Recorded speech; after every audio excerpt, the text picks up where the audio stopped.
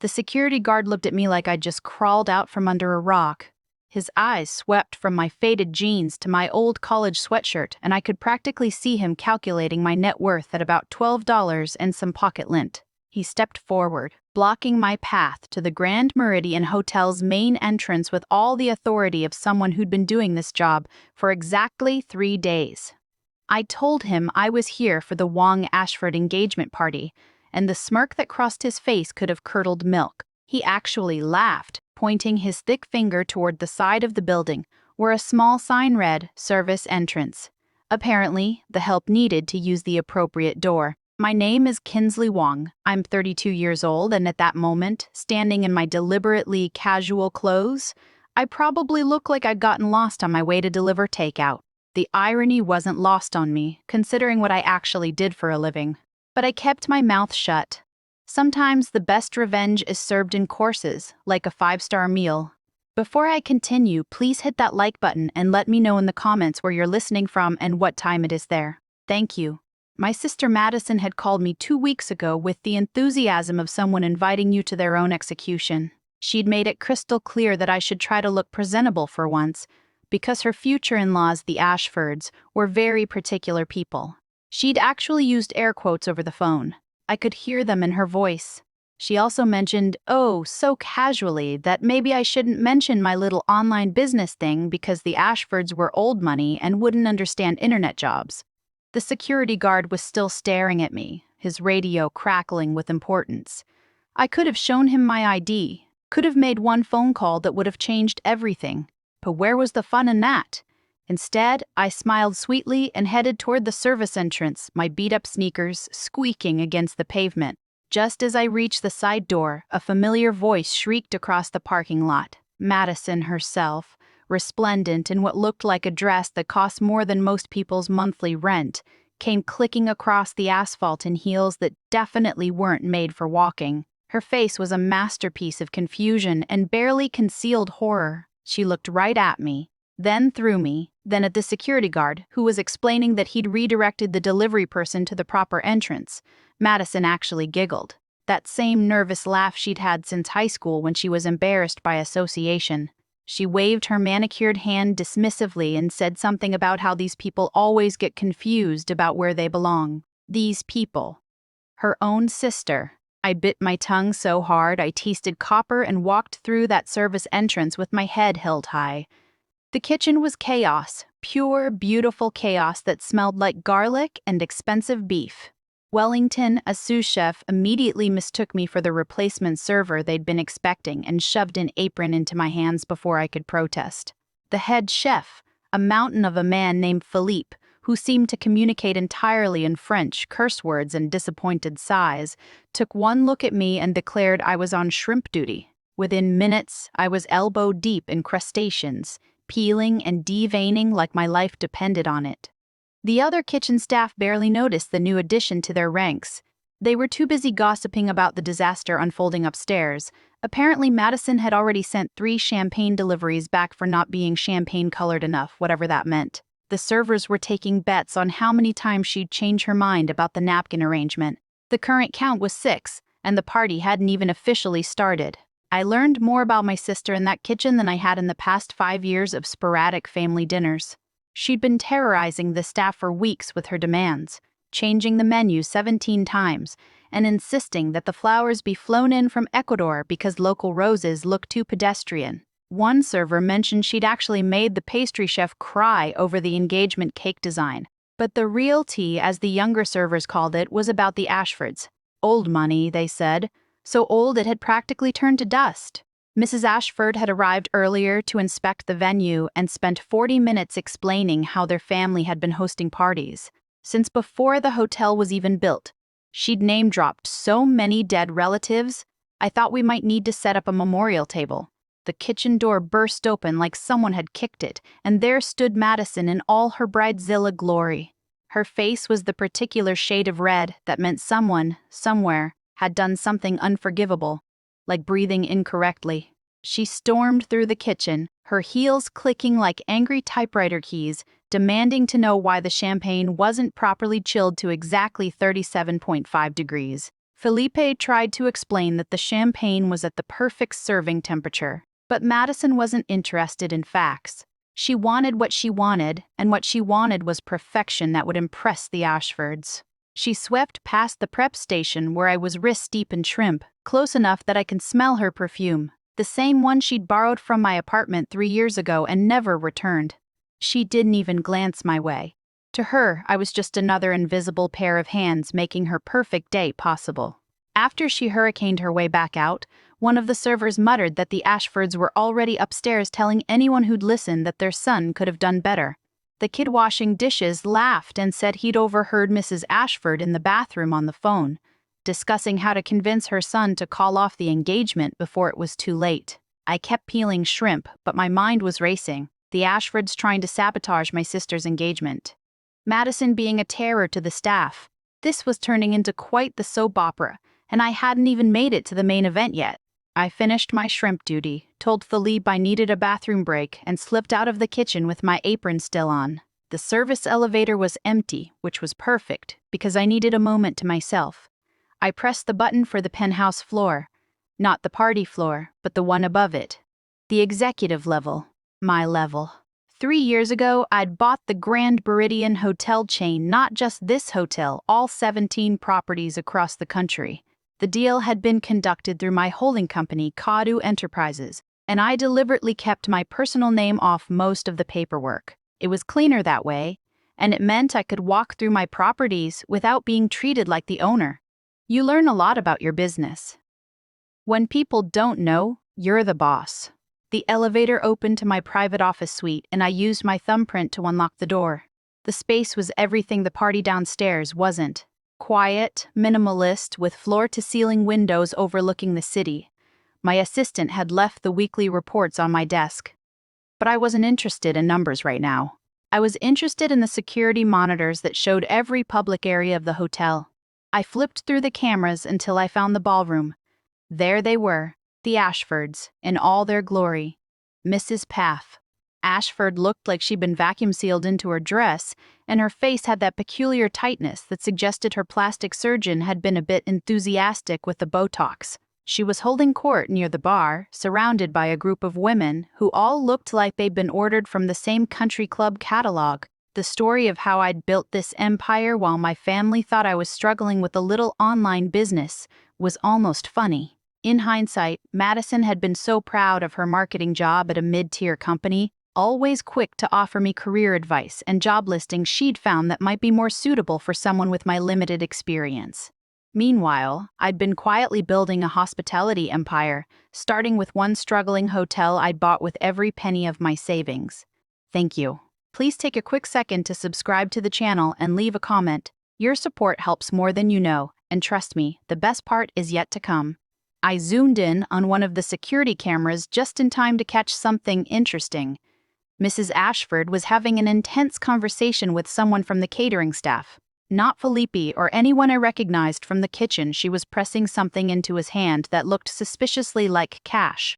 The man nodded and scurried away toward the kitchen curious. I pulled up the footage from 5 minutes earlier and watched their entire interaction. The audio was muffled, but the body language was clear. Mrs. Ashford was giving instructions pointing at various areas of ballroom, and the man was nodding along like an eager puppy.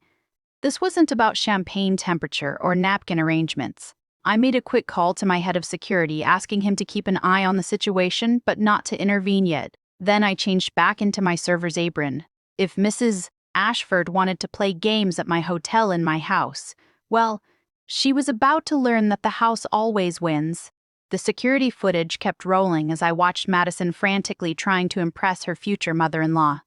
Into shoes that were 3 sizes too small. Back in my server's uniform, I grabbed a tray of champagne glasses from the kitchen and headed into the ballroom. The transformation from the service areas to the party space was like stepping through a portal from Kansas to Oz. If Oz had been decorated by someone with too much money and not enough taste, Madison had gone for what I could only describe as Kardashian meets Downton Abbey. Crystal chandeliers competed with LED uplighting, and there were enough flowers to stock a botanical garden. The Ashfords stood near the center of it all, looking like they'd rather be anywhere else. Their son Brett, because of course his name was Brett, stood beside them with the expression of a man being slowly strangled by his own bow tie. I circulated with my tray, invisible in that peculiar way service staff become at fancy parties. Rich people have this amazing ability to take things from your tray while looking right through you, as if the champagne just materialized in their hands through sheer force of will. Mrs. Ashford was holding forth about their family estate in Connecticut, explaining to anyone within earshot how they'd had to let go of some of the staff, because good help is just impossible to find these days. The irony of her saying this while taking a glass from my tray without even glancing at me was not lost. Her husband nodded along, though his eyes kept drifting to the nearest exit. Then I heard something that made me stop in my tracks. Mrs. Ashford was telling Madison about how they'd need to discuss the financial arrangements for the wedding, specifically how Madison's family would be contributing to their son's investment portfolio. She made it sound casual, but I negotiated enough business deals to recognize a shakedown when I heard one. Madison was nodding eagerly, promising that her family had resources and that her sister was a very successful investor who would definitely want to contribute to the union. I nearly dropped my tray. Madison was using me, the sister she'd directed to the service entrance, as her imaginary financial backing.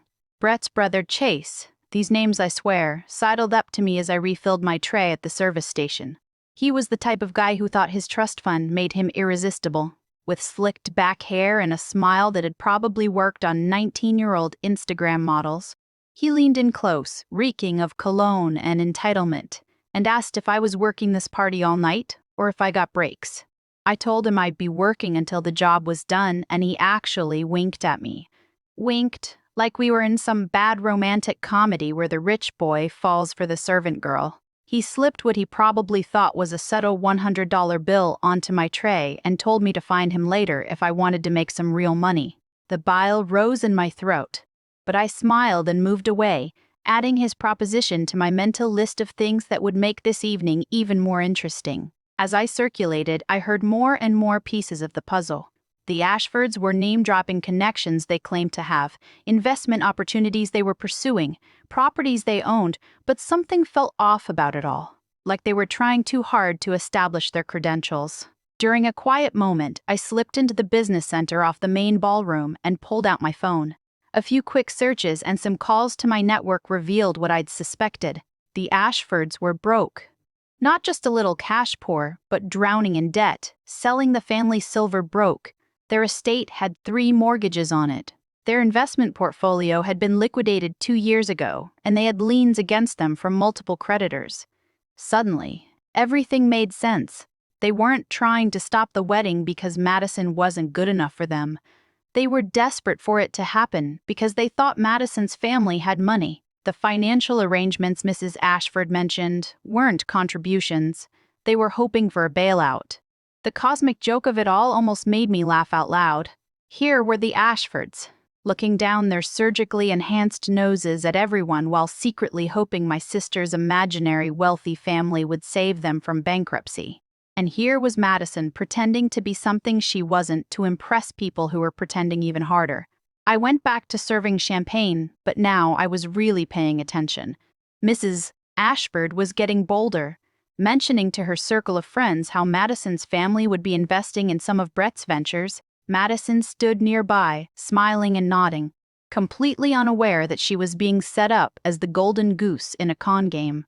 The party was in full swing now, the noise level rising with each round of drinks. The man Mrs. Ashford had bribed earlier was doing something suspicious near the sound system, and I watched him palm what looked like a USB drive. Whatever sabotage she'd planned was about to go down, and I needed to decide whether to let it play out or intervene. That's when I spotted my general manager, David, standing at the ballroom entrance with a concerned expression and a folder in his hand. He was scanning the crowd looking for someone, and I had a pretty good idea what was in that folder. The Ashfords' check for the party had just bounced, and David was here to handle it discreetly. The evening was about to get very interesting. I slipped back into the business center and made a series of phone calls that would have made Madison's head spin if she knew about them. First, my CFO, who confirmed what I'd suspected about the Ashfords' financial situation. They were about 6 weeks away from losing their Connecticut estate to foreclosure. Second, my legal team, who started preparing documents that might come in handy later. Third, and most importantly, David, my general manager, who was still hovering at the ballroom entrance, like a worried father at a teenage party. I told David to give me 20 minutes before approaching anyone about the bounce check. He agreed, though I could hear the confusion in his voice. He knew something was up but trusted me enough not to ask questions.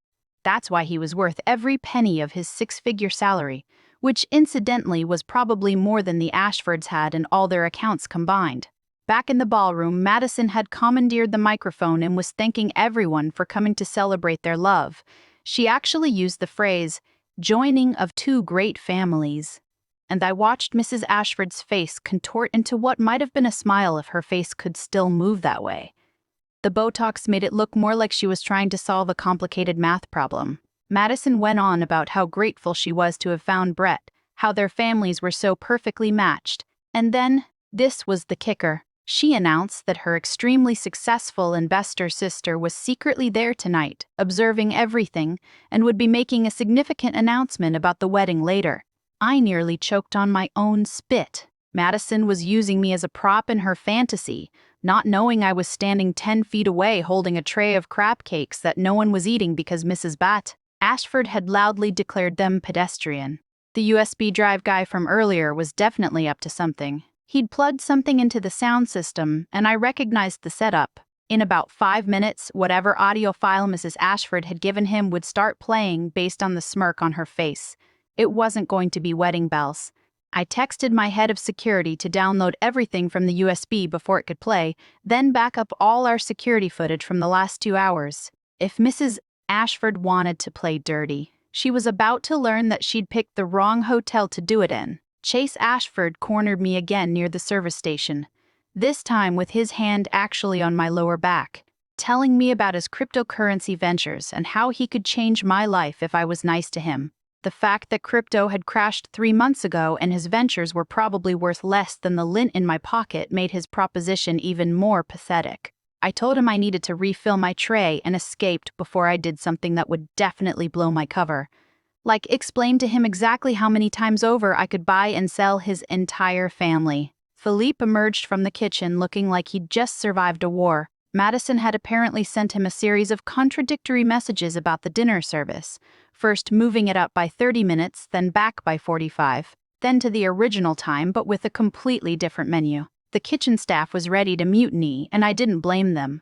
I made an executive decision and told Philippe to serve dinner at the original time with the original menu. He looked at me skeptically.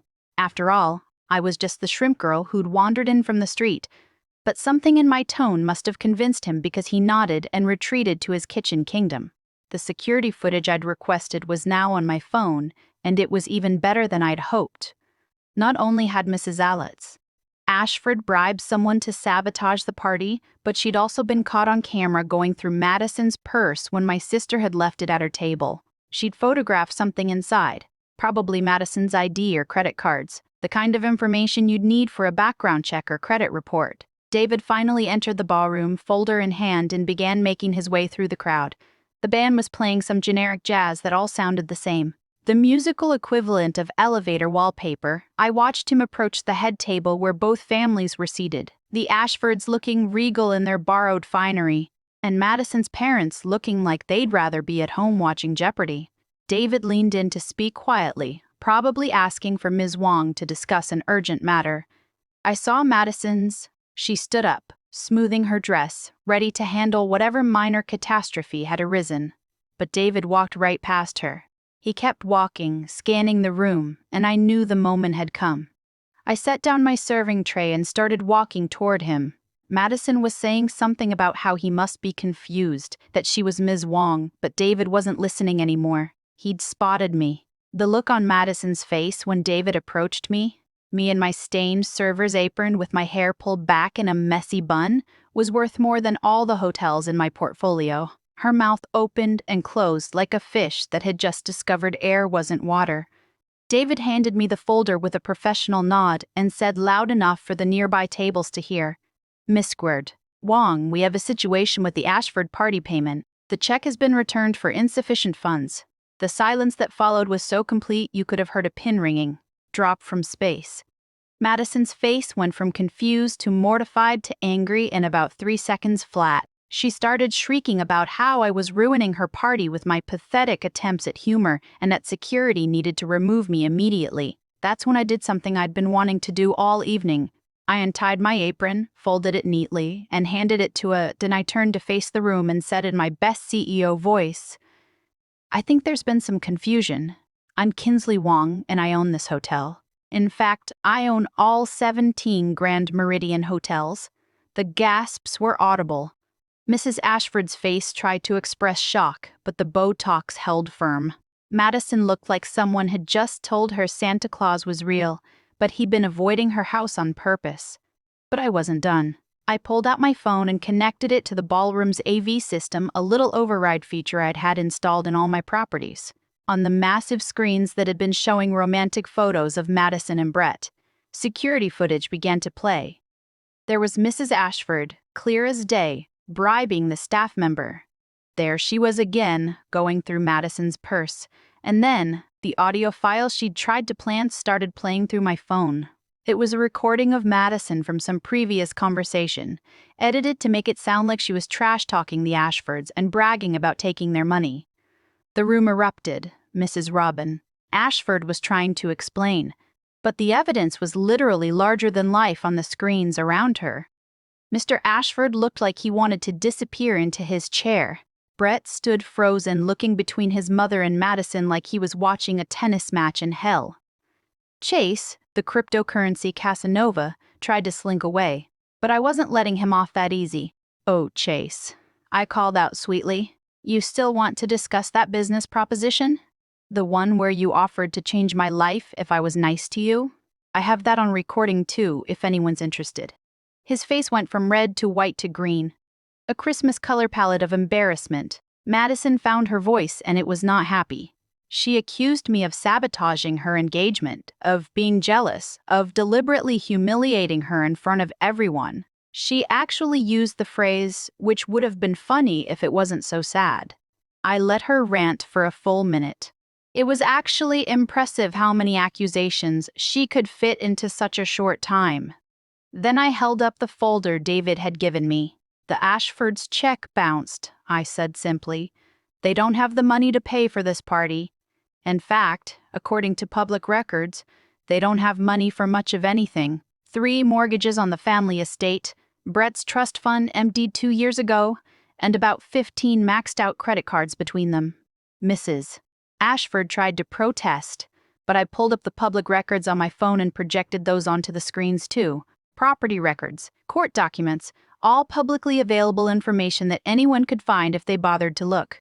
"You were planning to use Madison for money," I continued. "Money you thought her family had. Money you thought I had. Well, you were half right. I do have money, but you're not getting a penny of it."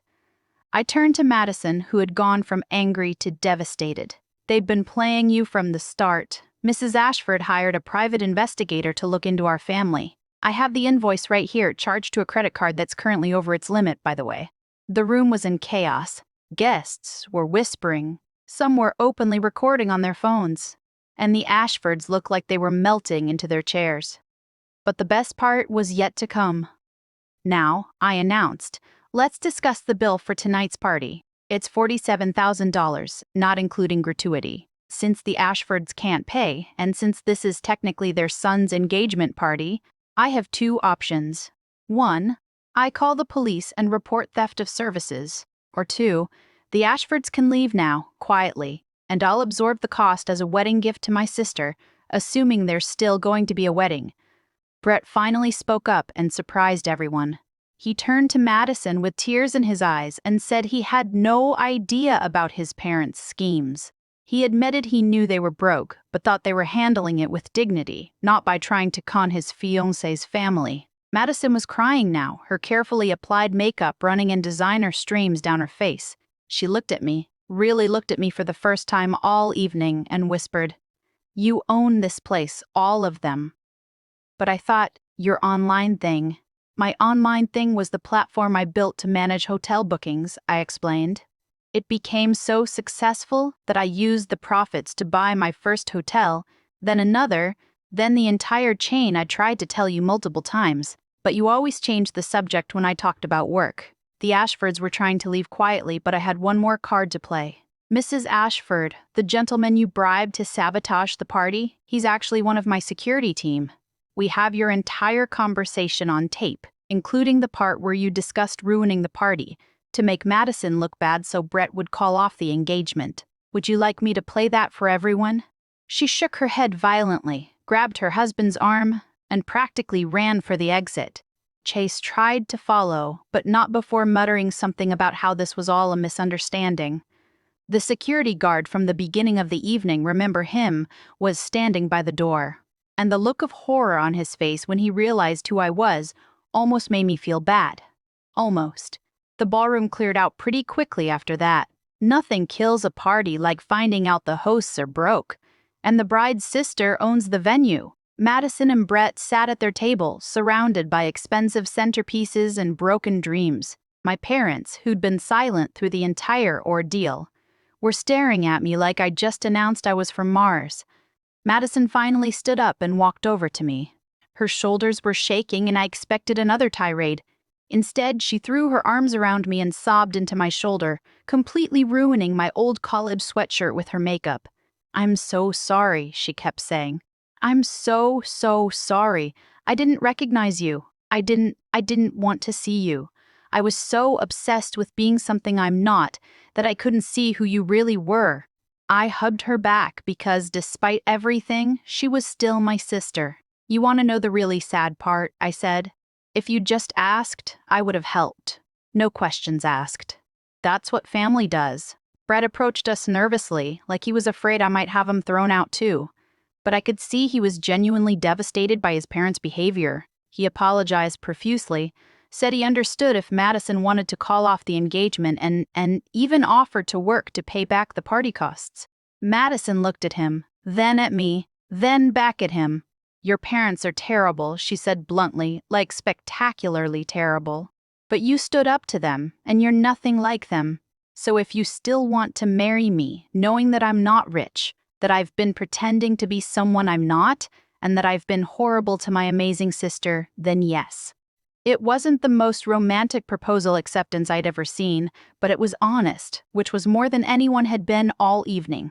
I offered Madison a job the next day, not out of pity, but because anyone who could organize an event with that many moving pieces, even if it was a disaster, had skills she needed to learn humility and how to treat people with respect, and what better place than starting from the bottom in the hotel industry? "You're going to work in every department," I told her. "Kitchen, housekeeping, front desk, everything. You're going to learn this business from the ground up, and you're going to apologize to every staff member you terrorized today." She nodded eagerly, mascara still streaming down her face. Brett said he wanted to work too, to earn his own money for once instead of living off his family's reputation. I told him I'd find him something in our accounting department. Turns out he had a degree in finance his parents had never let him use. The security guard from the beginning found me as I was leaving. He apologized about 17 times in 30 seconds, which might have been a record. I told him he was just doing his job, but maybe next time he should look at people's faces instead of their clothes. He nodded so hard I thought his head might fall off. Philippe and the kitchen staff got the rest of the night off with full pay, plus a bonus for dealing with Madison's chaos. The party food got donated to a local shelter, and the flowers went to a nearby neighborhood nursing home. Nothing went to waste except the Ashfords' dignity, but they didn't have much of that to begin with. A week later, Madison started her first shift in housekeeping at 5 a.m. She texted me a picture of herself in the uniform, smiling despite the early hour. "Day one of learning who I really am," she wrote. Brett was in the accounting department, discovering he was actually good at something other than spending money. He and Madison moved into a small apartment, paying their own rent for the first time. They seemed happier than I'd ever seen them. As for the Ashfords, they lost their estate 2 months later. Mrs. 1. Ashford tried to sue me for defamation, but it's hard to claim defamation when everything said about you is true. And on video, they moved to Florida, where they're probably trying to con other unsuspecting families with eligible daughters. The security footage from that night became legendary among my staff. Someone set it to music, Gold digger, naturally, and it became our unofficial training video for how not to treat people. Madison and Brett got married a year later in a simple ceremony in my hotel's garden. No pretense, no lies, just two people who'd learned the hard way that being yourself is always better than pretending to be someone you're not. Madison insisted on using the service entrance for her bridal entrance. She said it was where her real journey began.